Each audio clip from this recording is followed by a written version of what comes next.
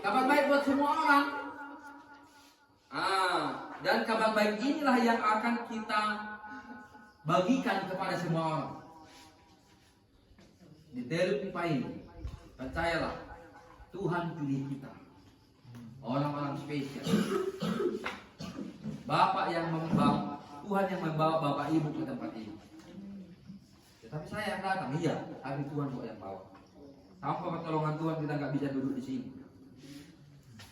Ya, tapi karena Tuhan memilih kita bisa duduk di sini, kita bisa dengarkan firman Tuhan, kita bisa nikmati Tuhan. Dan kita adalah orang yang paling bahagia di dunia ini. Amin. Lebih bahagia daripada siapa? Kenapa kita orang paling bahagia? Keselamatan kita sudah jelas. Kita dikasih Tuhan, pencipta alam semesta ini, Dia mengasihi kita dan di pihak kita. Amin. Perhatikan, Tuhan di pihak kita bukan karena kita baik. Saya selalu sampaikan itu. Kenapa? Karena agama-agama akan mengajarkan kita kalau kita baik, Tuhan di pihak kita. Tapi Injil dan Kristenan nggak model begitu. Sebelum kita mengenal Tuhan, Dia udah matinya buat kita. Amin. Sebelum bertobat pun sudah matinya buat kita, sudah mengasihi kita. Jadi bukan karena kita bertobat Tuhan mengasihi kita, bukan karena bertobat kita Tuhan mati buat kita, enggak. Dia bahkan sebelum bertobat Dia udah mengasihi kita dan mati buat kita. Tapi kabar baiknya buat kita, ketika kita menerima percaya itulah sukacita besar. Amin. Tapi kalau kita tidak percaya, itu mau mati pun Yesus di kayu salib, tergantung mau apapun yang, kalau kita tidak percaya, nggak ada manfaatnya buat kita. Kalau Bu Alim, Pak Pendeta, Pak Pastor Tulus, Pak Arun datang ke rumah ya, sebelum berangkat makan dulu di rumah katanya. Kalau saya tidak percaya itu, ya walaupun Ibu Alim masak capek-capek, ya saya nggak pernah nikmati. Ya dari masak sih, tapi saya nggak pernah nikmati.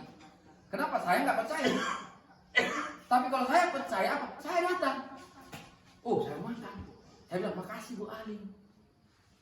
Bu Alim pun senang lah, karena kita makan masakan dia. Benar ya?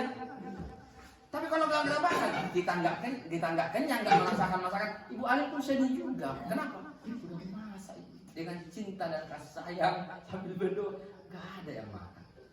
Gitunya Tuhan. Mati aku di kayu salib ini untukmu. Kok nggak ada manfaatnya untukmu? Kamu juga nggak selamat. Orang itu nggak merasakan, nggak menemukan pengorbanan Kristus, nggak ada manfaatnya buat dia, dan Tuhan juga sedih. Mati dia, nggak ada manfaatnya. Tapi kalau kita percaya, ya Tuhan terima kasih, Kau mati untuk menyelamatkan.